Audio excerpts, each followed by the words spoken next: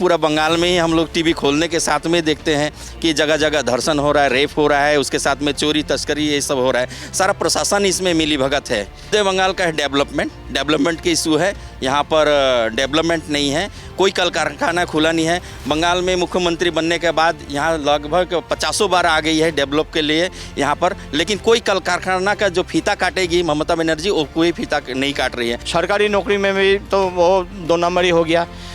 कोई इंडस्ट्री नहीं लगा करीब 30 साल से।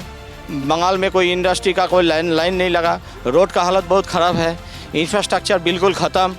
ये हालत में बंगाल में अभी इंडस्ट्री छोड़ के कोई प्रॉब्लम सॉल्व नहीं होगा। बंदापानी चाय बागान को देखिए, आज पेपर वर्क में बागान तो खुला है, लेकिन वहाँ पेपर वर्क में खुला है, आप देख सकते हैं, लेकिन वहाँ पर जबरन जो मालिक है उसे वहाँ का टीएमसी स्थानीय लीडर लोग मालिक को भगाया है और वहाँ पर लीडरशिप जो एक ग्रुपिंग करके बागान को चला रहा है, कच्चा पत्ती बिक्री कर रहा है। देखिए, आज यहाँ पर नौकरी नहीं है, रोजगार नहीं है, आज यहाँ स्वास्थ्य व्यवस्था नहीं है, आज यहाँ पर शिक्षा का व्यवस्था सही नहीं। इस इशू के ऊपर इस बार का 26 का चुनाव भारतीय जनता पार्टी का सरकार बंगाल में निश्चित बन रहा है। ममता वापिस नहीं आएगी, मोदी आएगी। ऑल वर्ल्ड मोदी को मान रहे हैं तो हम लोग नहीं मान सकते। नमस्कार, मैं दौलत शर्मा और आप देख रहे हैं प्यारा हिंदुस्तान। बंगाल की चुनावी यात्रा पर प्यारा हिंदुस्तान मौजूद है और आप पहुंचे हैं मदारीहाट विधानसभा में। और बताएं, विधानसभा में जब हमने खोजबीन करी और चीज़ें देखी तो कई बार लोगों की आशाएं यहां पर निराशाओं में बदली। सबसे पहली बड़ी जो बात थी कि बार बार आश्वासन के बावजूद भी जो बीरपाड़ा रेलवे ब्रिज है उसकी मांग सालों से पेंडिंग है। साथ ही साथ यहाँ हाटापाड़ा बांध का वादा अधूरा है, ज़मीन पर कोई प्रगति नहीं दिखती नजर आ रही। जहरदास हाई स्कूल में 20 लाख की बाउंड्री वॉल अब तक अधूरी पड़ी है। और बात करें डोलोमाइट डंपिंग के लिए तय जमीन ना होने पर बीरपाड़ा के लोगों को स्वास्थ्य का जोखिम उठाना पड़ रहा है। मदारीहाट पंचायत की समिति सदस्य की देखरेख में कथित अवैध पशु तस्करी यहाँ पर लगातार हो रही है। तमाम ये सारे मुद्दे हैं, मदारीहाट के लोग यहाँ पर मौजूद हैं। ये अभी सब मैंने आपको विवरण दिया, आगे भी इन पर चर्चा करेंगे। लेकिन जो आम लोग यहाँ के मौजूद हैं और यहाँ के जो टीएमसी के विधायक हैं वो किस तरीके से काम कर रहे हैं, ये पूरी चीज़ें जानेंगे। आप देखेंगे सभी आम लोग यहाँ पर मौजूद हैं। अब इनसे जानेंगे कि आखिर विधानसभा की क्या हालत है, इन मुद्दों पर वो क्या कहते हैं और किस तरीके से यहाँ पर जो चाय के बागान थे उनके मजदूरों के साथ कैसा व्यवहार होता है, कैसे वो बंद होने की कगार पर आ गए हैं जिनकी स्थिति काफ़ी ज़्यादा खराब है। क्या नाम है आपका? मेरा नाम सुरेश शाह है, मैं स्थानीय निवासी हूँ। क्या कहेंगे सुरेश शाह जी, अभी हमने ये सब चीज़ें बताई, ये जो बड़ा ओवरब्रिज था, जो रेलवे ब्रिज बनाना था, वो पेंडिंग है। ये हमने देखा मजदूर कहीं ना कहीं परेशान हैं, चाय बागान में जो मजदूर काम करते हैं। क्या कहेंगे इस विधानसभा की हालत क्या है? देखिए, हम लोग का तो सबसे बड़ा यहाँ रोजगार टिम्बर और टूरिज़्म है। टूरिज़्म तो बर्बाद हो गया, टी भी मोटा मोटी बर्बाद हो गया। जैसे सारे हिंदुस्तान में हम लोग चाय उत्पादक हैं, हम लोग यहाँ से चाय पैदा करते हैं और चाय के साथ सारा हिंदुस्तान का नींद खुलता है। लेकिन आज चाय श्रमिक का अवस्था बहुत ही दयनीय अवस्था पर है। बागान खुला है लेकिन पेमेंट नहीं है। यहाँ पर बहुत सारे बागान को ऑक्यूपाई करके मालिक को भगाया जा रहा है और खुद ऑक्यूपाई करके वहाँ से कच्चा पत्ता का बिजनेस किया जा रहा है, वहाँ से बेचा जा रहा है। लेकिन सरकार इस पर मौन है। हम लोग तो चाहते हैं सरकार इसमें ठोस कदम उठाए जो चाय बागान मजदूरों के लिए हित में हो, ताकि हमारा एरिया बीरपाड़ा जैसा एरिया, सिलीगुड़ी जैसा एरिया यहाँ डेवलप कर सके। उसके साथ साथ हमारे यहाँ पर देखिए डोलोमाइट का इशू बहुत सालों से पड़ा हुआ है। यहाँ स्थानीय विधायक थे उस समय हमारे मनोज तिग्गा जी, उस समय तो उन्हें बहुत प्रयास किया, लेकिन कहीं ना कहीं राज्य सरकार का उद्देश्यता के कारण से वहाँ पर काम अटका पड़ा हुआ है। आरओबी का जो वादा करके इन्होंने आए थे, वादा किए थे, वो आरओबी का भी वादा अभी तक पूरा नहीं हो पाया है। अच्छा, अभी जो स्थानीय विधायक हैं वो कौन हैं और वो किस तरीके से प्रयास कर रहे हैं? क्या उन्होंने चीज़ों को आगे बढ़ाया कि नहीं?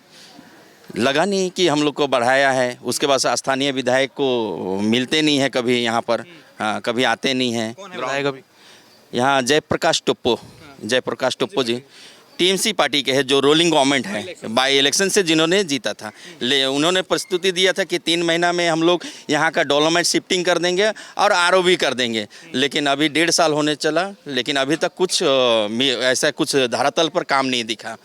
अच्छा, हम देख रहे हैं कि यहाँ विधानसभा में अवैध खनन, अवैध पशु तस्करी लगातार यहाँ पर बढ़ रही है। क्या सरकार उसको देख रही है? क्या पुलिस प्रशासन उस पर कुछ पाबंदी लगा रहा है कि नहीं? सभी जगह तो ऐसा देखा जा रहा है। पूरा बंगाल में ही हम लोग टीवी खोलने के साथ में देखते हैं कि जगह जगह धर्षण हो रहा है, रेप हो रहा है, उसके साथ में चोरी तस्करी ये सब हो रहा है। सारा प्रशासन इसमें मिली भगत है, क्योंकि यहाँ से कुछ ना कुछ डेवलप, यहाँ से पैसा कहीं ना कहीं इसका कमीशन का पैसा प्रशासन के माध्यम से उनको मिलता ही है।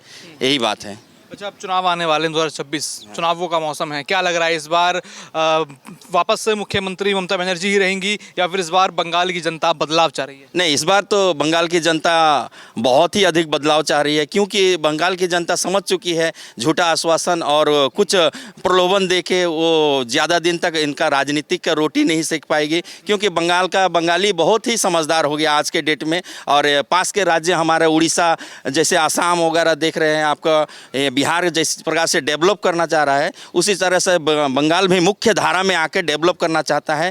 बंगाल की में पेपर खोलते के साथ आज देखिएगा चोरी इसी का रिपोर्ट आता है, मिलता है। लेकिन हम लोग का बंगाली मानुस चाहता है कि इसमें यहाँ पर एक डेवलप डबल इंजन की सरकार आए और डेवलप हो। अच्छा, इस बार क्या ऐसे मुद्दे हैं जिसकी वजह से या तो ममता बनर्जी को वोट करेंगे या उनको वोट नहीं करेंगे? इस बार मेन मुद्दे बंगाल के क्या हैं? मेन मुद्दे बंगाल का है डेवलपमेंट के इशू है।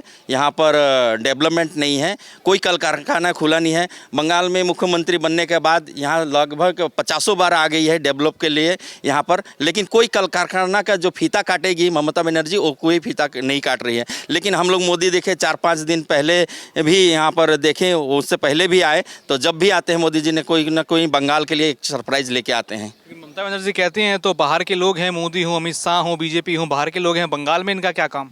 बंगाल में देखिए, मैं तो दीदी से भी बोलना चाहता हूँ, बंगाल में जैसे हमारे 42 लोकसभा सीट थे, तो 42 सीट में हम लोग कीर्ति आज़ाद को टिकट नहीं दिए, शत्रुघ्न सिन्हा को टिकट नहीं दिए, यूसुफ पठान को टिकट नहीं, जो भी हम लोग टिकट दिए यहाँ बंगाल के भूमिपुत्र को हम लोग टिकट दिए। तो बंगाल को जो बुलाना चाहती है बहिरागत, वो अब उनका बंगाल का उनका खेला नहीं चलेगा। देखिए, मेरा नाम है टिम्पू राव और खासकर मादारीहाट जो विधानसभा है चारों तरफ से चाय बागान से घिरा हुआ है और मैं भी एक चाय बागान से जुड़ा हुआ हूं, मैं जयवीरपड़ा चाय बागान से।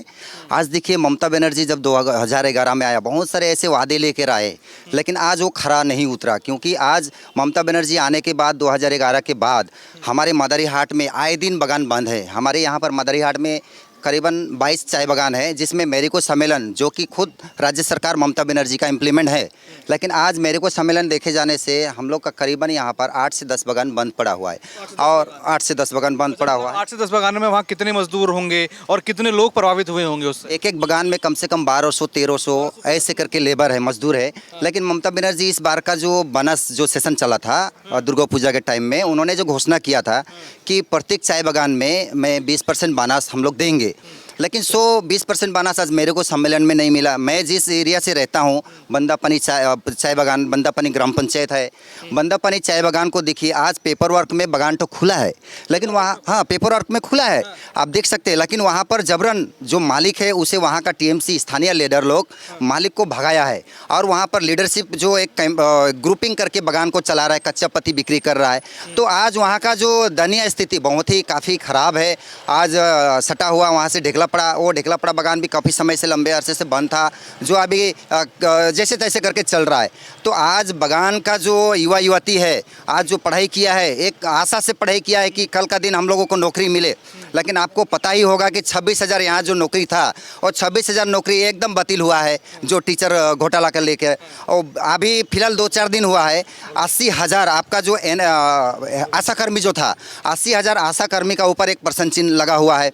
तो ऐसे करके यहाँ पर नौकरी नाम का कोई चीज़ नहीं, टोटल चीज़ कैजुअलिटी चल रहा है, यानी कि होल टाइमर। यहाँ पर आप काम करो, आप 250 रुपये हाजिरी लो। कुछ दिन हुआ जो डुआर्स में आकर अभिषेक बनर्जी ने घोषणा किया कि चौथा बार हमारा सरकार आएगा तो चाय बागान में हम लोग 300 रुपये हाजिरी करेंगे, लेकिन आज तो वर्तमान में रनिंग में है। आज वो क्यों नहीं किया इस चीज़ को? मैं पूछना चाहता हूँ, बागान का एक वर्कर का बेटा होने के नाते आज वो रनिंग गवर्नमेंट में है, आज वो 300 रुपये हाजिरी क्यों नहीं किया? एक लॉलीपॉप दे रहा है डुआर्स चाय बागान के लोगों को कि मैं चौथा बार हमारा सरकार जब बनेगा तो हम लोग 300 रुपये हाजिरी देंगे। तो देखिए, आज यहाँ पर नौकरी नहीं है, रोजगार नहीं है, आज यहाँ स्वास्थ्य व्यवस्था नहीं है, आज यहाँ पर शिक्षा का व्यवस्था सही नहीं। इस इशू के ऊपर इस बार का 26 का चुनाव भारतीय जनता पार्टी का सरकार बंगाल में निश्चित बन रहा है। आपने कहा कि कई सारे बागान, कितने बागान बंद हुए?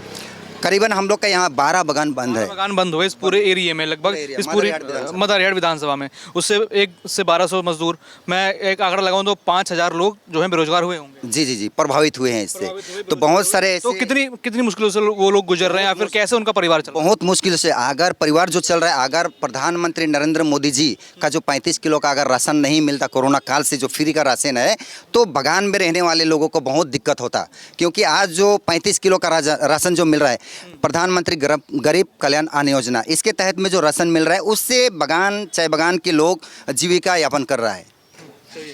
क्या मानते हैं इस बार बदलाव होगा बंगाल में? हाँ जरूर जरूर बदलाव होगा। कौन आएगा? इस बार मोदी सरकार। मोदी आएगा। क्या मानते हैं आप? मोदी आएगा। बदलाव होगा? बदलाव क्या उम्मीद है मोदी से? मोदी से उम्मीद है कि यहाँ पर रोजगार होगा, काम वगैरह। जी, क्या नाम है आपका? हमारा नाम प्रदीप मंडल। बोलते हैं हिंदी? हाँ बोलते हैं, बोलिए। कौन लग रहा है इस बार मोदी की ममता वापस आएंगी? ममता वापस नहीं आएगी, मोदी आएगी। मोदी आएगी। ऑल वर्ल्ड मोदी को मान रहे हैं तो हम लोग नहीं मान सकते। मोदी आएगी। मोदी आएगी। हाँ, तो बिल्कुल आपने देखा किस तरीके से कई हजारों लोग यहाँ बेरोजगार हुए, बर्बाद हुए, लेकिन उसके बाद भी लगातार सरकार कई तमाम वादे कर रहे हैं। आप क्या मानते हैं सर, इतनी बेरोजगारी बंगाल में है, इतनी सारी चीज़ें हैं, इस बार बदलाव होगा या वापस ममता बनर्जी तख्त पर बैठेंगी? देखिए ममता बनर्जी तो इस बार आएंगी नहीं। और बात है मोदी जी का, तो मोदी जी ने बंगाल के लिए बहुत कुछ किया है। यहाँ तो खाली नाम ही चेंज हो रहा है। अच्छा, मतलब जो केंद्र से आता है यहाँ नाम चेंज होके नाम वहाँ पे दूसरा है और बंगाल में दूसरा है, नाम चेंज कर दिया सारा। लेकिन वो सारा जो आ रहा है आज सब मोदी का ही देन है। जो बंगाल में जो आ रहा है, जो हमारा जो राशन मिलता है अभी मोदी जी का ही है। और कोरोना काल में भी उसने राशन दिया, अभी तक राशन दे रहे हो।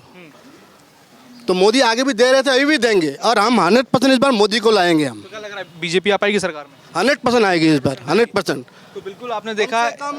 150 प्लस सीट लेके आएगी। हमारा नाम देवी मंडल। हिंदी बोलते हैं आप? ना बांग्ला। अच्छा, क्या लग रहा है ममता बनर्जी महिलाओं के लिए कुछ काम कर रही है? महिला सुरक्षा है कि नहीं? কাজ করছে না, আমরা পরিবর্তনই চাচ্ছি যে বাংলায় পরিবর্তন আসুক। परिवर्तन की मांग में कौन है? मोदी जी। मोदी जी। हाँ मोदी जी को तो बाहर का आदमी बताती है ममता बनर्जी। हाँ ना। चलिए ठीक। क्या नाम है आपका? त्रिदेव चौधरी। क्या लग रहा है इस बार माहौल? हमने बताया है मदारी घाट जो विधानसभा है, कई सारी चीज़ें यहाँ पर हैं, अवैध खनन यहाँ पे चल रहा है, पशु माफिया यहाँ पर कितने सारे हैं, मजदूर की कमाई नहीं हो पा रही, मजदूरी रुकी हुई है, क्या मानते हैं? मजदूरी तो बिल्कुल रुक गया सारा। ये खाली मादरियाट का प्रॉब्लम नहीं है, ये सारा बंगाल का प्रॉब्लम है। अभी बंगाल से बाहर जाने का लाइन लग गया करीब 10 साल से। बंगाल का हालत अभी हो गया है एकदम, मतलब इंडिया का जो हालत है उनसे एकदम बहुत ख़राब हालत है। बंगाल का सिचुएशन से अभी यहाँ से निकलना है। अच्छा, एक समय में बंगाल जो था अर्थव्यवस्था में सबसे मजबूत था, पूरे भारत में सबसे ज़्यादा भागीदारी अर्थव्यवस्था की बंगाल की थी, क्या अब वो स्थिति दिख रही है? अभी वो बिल्कुल एकदम चेंज हो गया। अभी नीचे से नीचे बेहतर से एकदम ख़राब से ख़राब हो गया।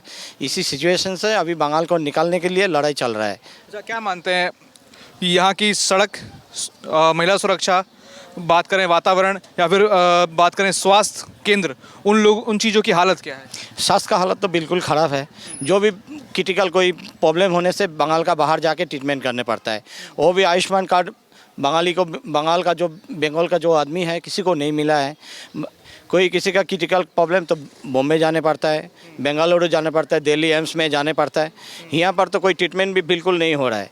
जो ट्रीटमेंट होता है, छोटा मोटा जो ट्रीटमेंट होता है वो हो जाता है, लेकिन कोई ख़राब ट्रीटमेंट, बड़ा ट्रीटमेंट के लिए बंगाल का बाहर जाने पड़ता है। आदमी का पैसा वहाँ पर भी चला जाता है। अभी जो मिलता है उसमें भी पैसा नहीं मिलता है। छोटा मोटा जो ट्रीटमेंट है ये लोकल हॉस्पिटल में मिल जाता है। अच्छा, इस बार बंगाल की जनता किन मुद्दों पर वोट करेगी? क्या मुद्दे रहेंगे वो? अभी बंगाल का मेन मुद्दा है नौकरी, मेन मुद्दा है काम नहीं। बात तो बहुत सारा किया ममता बनर्जी ने, बात बहुत कर लिया, लेकिन आप जाके ढूंढिए, देखिए कि नौकरी कहाँ का किसी को मिला है कि नहीं मिला है। सरकारी नौकरी में भी तो वो 2 नंबरी हो गया। कोई इंडस्ट्री नहीं लगा करीब 30 साल से। बंगाल में कोई इंडस्ट्री का कोई लाइन नहीं लगा। रोड का हालत बहुत ख़राब है, इंफ्रास्ट्रक्चर बिल्कुल ख़त्म।